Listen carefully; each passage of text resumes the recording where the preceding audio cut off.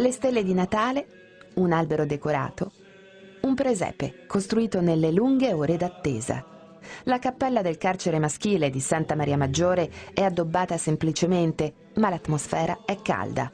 La tradizionale messa celebrata dal patriarca e il dialogo con i detenuti quest'anno hanno un sapore speciale. Sarà il rumore della pioggia che ricorda come fuori ci sia tutto un mondo da vivere, o forse le parole di conforto pronunciate, o magari le strette di mano, ma per un momento il disagio quotidiano sembra allentarsi.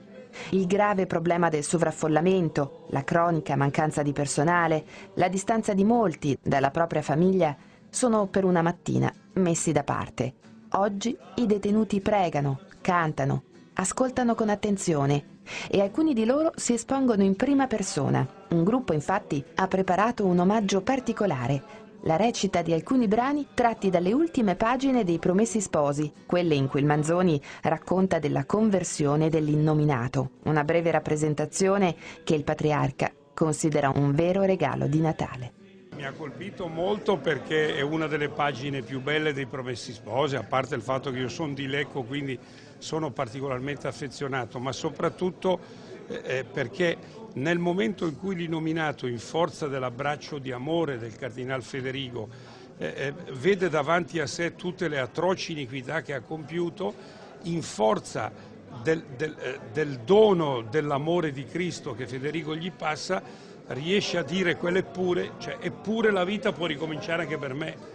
E questo è il più grande dono che Dio ci fa. Il messaggio di speranza con il quale il patriarca saluta i presenti, infatti, è questo, che il cambiamento è possibile, in ogni uomo. Anzi, per chi ha sbagliato in modo esplicito, è ancora più attuabile perché solo chi si rende conto dell'errore può scegliere di migliorare se stesso. Se non ci fosse questa possibilità nella vita di ciascuno di noi, la vita non avrebbe speranza e noi non avremmo energia per riprendere ogni giornata.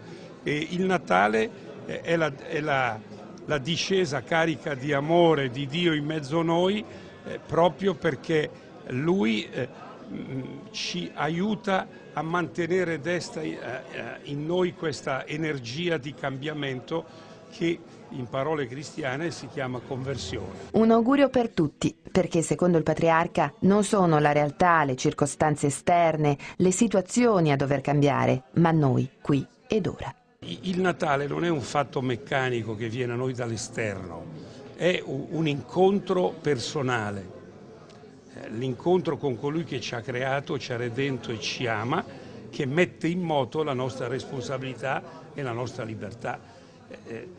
Usciremo da questo tempo di travaglio anzitutto perché ognuno di noi singolarmente prenderà sul serio questa possibilità che il suo cuore cambi.